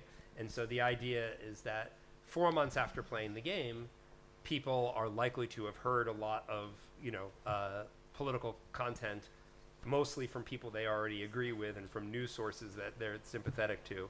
And we still see, an effect later. So the question is, how many Trump tweets or how many, AOC tweets or whatever can this withstand? At least 4 months worth. And then it can be repeated. Your other question, I think, is a really important one. And I get this reaction often, or this set of questions often from people who are more on the left, and particularly about Israel. I think that, and this is kind of related to the other question, the game needs to be calibrated to the context. So I don't think that, someone who's living in Gaza and whose, home was destroyed, that it would be productive to say, hey, come play a game with some Israelis. I think that's too much to ask of people. Where we're using the game in Israel is with people who are Arabs and Jews who are already living in Israel, and it's a matter of everyday life. And the Arabs who live in Israel have very complicated feelings about, they hate what's happening in Gaza and the West Bank, and they feel deep solidarity with the people who most recently have been killed, and at the same time, they're not often very supportive of Hamas, right? Hamas killed Arabs along with Jews in October of 2023, and they're afraid to speak up, but they also recognize that in many ways their life in Israel is better than it might be in other countries in the Middle East, and so their feelings are varied, and their feelings are very, very, very complicated, and they, there's a lot of segregation, but in some places there's more mixing. So, for example, Haifa is probably the most integrated city in Israel, and at the University of Haifa, there are a lot of Arab and Muslim students, and they tend to self-segregate, but of course they do mix with each other in classes, and there is a real desire on both sides to have more productive engagement, right? So on a university campus like the University of Haifa, where people are already there together and they're trying to get on with their lives and they're trying to live, there can be an appetite for that, but they don't want to be lectured, right? And I think as we're thinking about how to develop the game, the massive asymmetry between the Jews and the Arabs is really important, right? So in the United States, in our game there, we basically try to have it so, okay, sometimes the conservatives are right, sometimes the liberals are right, and both people kind of get humbled, right? It might not make as much sense for the Arabs to be humbled in that context, right? And so it might be better to have questions that are more about shared knowledge, right? We both know things about this football team or this music or this food, right? Or shared ignorance. We were both surprised to learn this thing. So part of what we're figuring out is how do you get the content appropriate to the context so that it feels like something constructive for everybody. And I think that's not an easy thing to do, and that's something that we're learning, and we're working with partners, including our Arab Muslim collaborators, to try to figure out like what would make this a constructive experience. And there may be there are people who are not ready to play any kind of game, and that would be kind of insulting to sort of ask them to. But there are people who could be engaged by the right kind of game, and that's what we're looking for to start. Yeah. Yep, very good. Thank you. So, May, please. Hello. Thank you so much for your presentation. It was really interesting. My interest probably relates to everyone else's question as well. And first of all, what I want to mention is that in the beginning of your presentation, you were talking about comparing the quality of democracy across the world, and I find it is a little bit unfair to sort of compare and rank the quality of democracy in the world, because a lot of countries are sort of diverse in a way that because they are not, they are emerging, and there is a lot of a history of colonization, Right. and to really sort of impose our values on these countries is sort of, I felt a little bit unfair to compare. Right. That's one point. And another point is that I think some of them also mentioned about this, maybe some related questions. I'm interested in the work of Lucas, and he did a lot of analysis, panel data analysis on democracy, and how do you also include sort of like an epistemic dimension? How the knowledge is being, the side of the knowledge creations and knowledge transferring the knowledge itself. And do you just consider diversity as a diversity of ethnicity, or diversity as sort of worldviews, diversity of how maybe we might have different ethnicities, but we might have certain worldviews. So how do you treat, in your research, in Lucas' research, how do you treat these epistemic dimensions of how people view the world itself? Thank you so much. Yeah. No, thanks for your thoughts and your question there. So there's a lot there. In terms of sort of our democracy outcome measures, I think the first thing to say is this is not an assessment of how wise or smart or good people are in different countries. It is an assessment of the functioning of political systems, right? And you can have very, wonderful, intelligent, good people who are living with a bad system, and you can have people who are living with a very good system, but as individuals, they are not particularly moral or admirable or smart, right? So it's not a value judgment about people's worth, right? There is an assessment, right? And a lot goes into these democracy assessments, but it's things like, is there corruption? Are judges and being bribed? Is there what in the U.S. we call gerrymandering? So that is changing the political districts so that the leaders get to choose their voters instead of the voters choosing their leaders, right? And these are things that, are that are incompatible with the stated purpose and the design of the democracy, right? So it's a kind of internal critique from the democratic perspective. Are things functioning the way that they are supposed to function? Then there's a value judgment, a question of like, well, is democracy good, right? I mean, if most countries are either fairly democratic or they pretend to be, even if they're not, right? But there are some places, some countries, where people say we don't want democracy, right?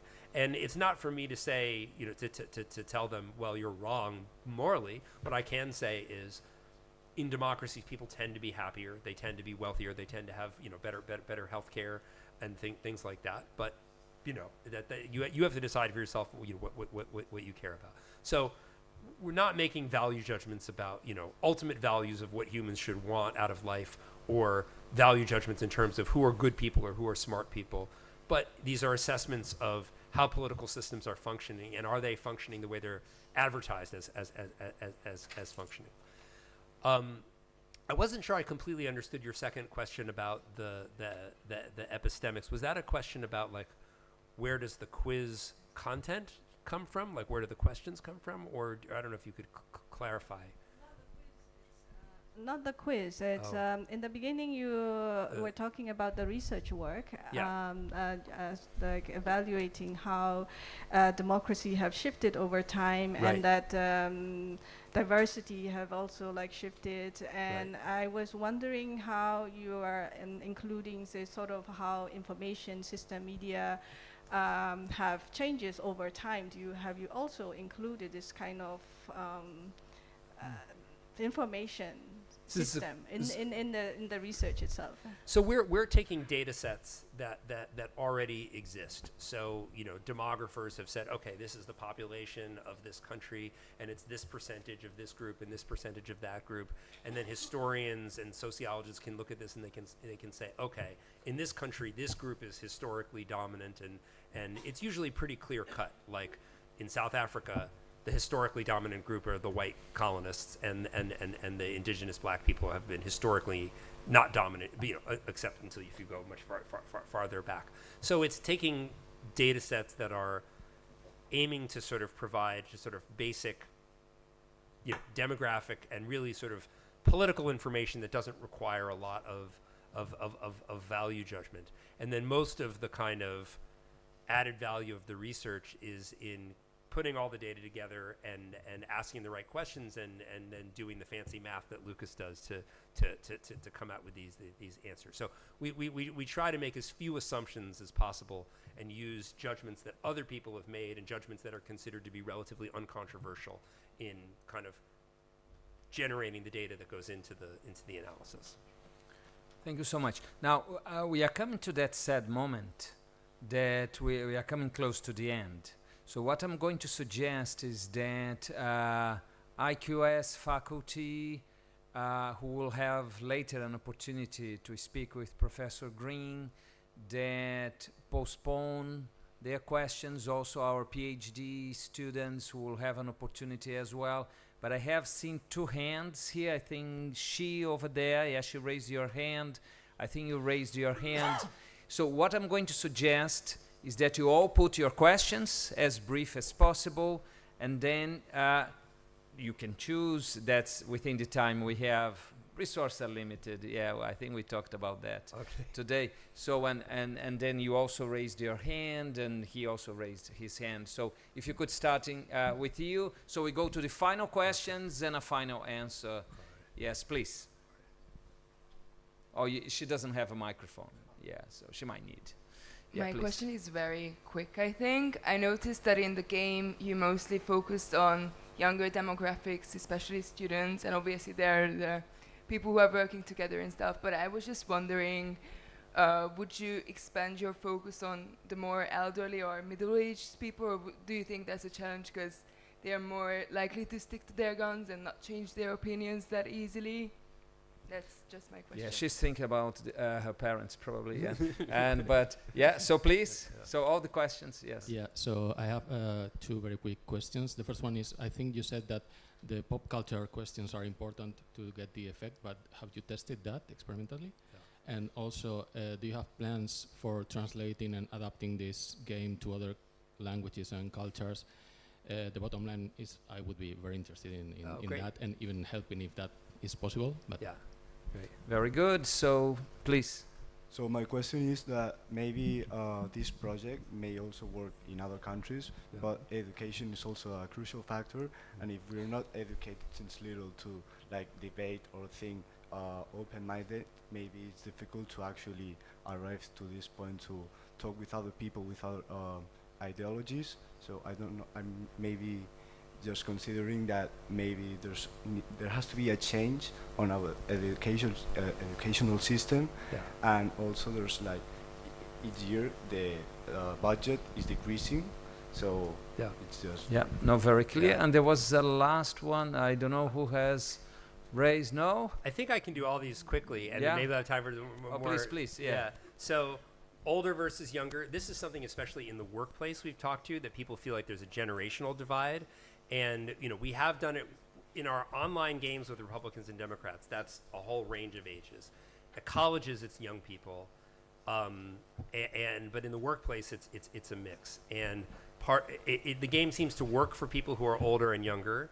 And we especially want to have questions where, you know, older people are more likely to get some questions and younger people are more likely to get others, and so you get that intergenerational cooperational component. To answer your questions, we suspect that easing people in with the pop culture helps, but we haven't explicitly tested that. And in terms of adapting it for Spain or other places, I'd be delighted to talk to you about that. You know, this is one of my interests in speaking lots of places about this, is to collect, you know, ideas for ways to expand. And then your point about education, I think you're absolutely right. The game can't do everything. I think one thing that's good about it is that you don't need a lot coming in. I mean, if someone just says, hey, want to play a quiz game, it's about, you know, TV shows and food and things like that to start, that's pretty much easy for anybody. So I think anyone can participate and enjoy it and, you know some things, but I view the game as a sort of entryway into sort of, you know, deeper dialogue. In terms of resources, one nice thing about the game is that, you know, you can play it for free. I mean, once the software exists, you know, we can, you know, all you need is just a link and people can play. So it's a very cheap way to reach people, but you know, resources could certainly do more. So thanks. Those are all great questions. Yeah. Yes. So just to conclude, it seems there's one question over there at the end. Yes. Yeah. Yeah. Person in red, please. Yeah. That I found it very interesting. Well, in the graph comparing democracy with diversity, that the results looked a bit inconclusive in a way that sometimes the effect was positive and then it was negative and then positive again, in looking at decades of progression. So I wanted to know if you could give us a clear conclusion, or at least if our objective was to get as a country as democratic as possible, what would be an optimal combination of factors that you would think that would help for a more democratic country in this context? Yeah. Well, so, you know, I think that my view is you know, we did the analysis over time with the 90 countries over 6 decades to try to answer that question. And our tentative conclusion is that diversity in the long run can strengthen democracies, but there's a kind of painful growing pains, you know, period. And it's possible for, you know, the democracy to collapse during that time. So we don't want to assume that everything always works out, because that's not necessarily the case. What makes things work out? I mean, this is coming back to sort of the background theory, which is that when people are more integrated economically and culturally, when people depend on each other across lines of division, you know, different races, different religions, different cultures, that I think it's that interdependence, it's that cooperation in ways that are, you know, explicit, like we work together in a business, or ways that are more subtle, where we, you know, just coordinate with each other in traffic and on the street, and, you know, just live peacefully together. We don't attack each other, right? That cooperative experience is what knits a nation together. That's at least the hypothesis. I hope that answers the question, or at least addresses it. Okay, so we are getting to the end. I think it was, for some of us, it was a very short session, so I'm sure that there was much more to discuss. I understand that for some students, staying in a 2-hour intense discussion, lots of information, was a real challenging experience, but I think most of you have done brilliantly well.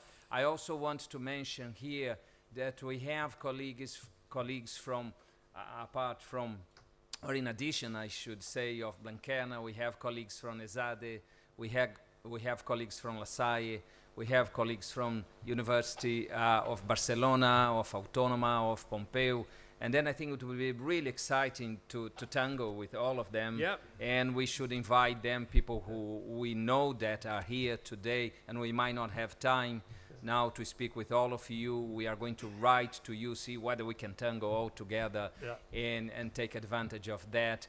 Now, I told you so. It was really exciting, lots of stuff to think about, so I think the only thing that remains to be done is just thank Professor Greene again. Thank you so much.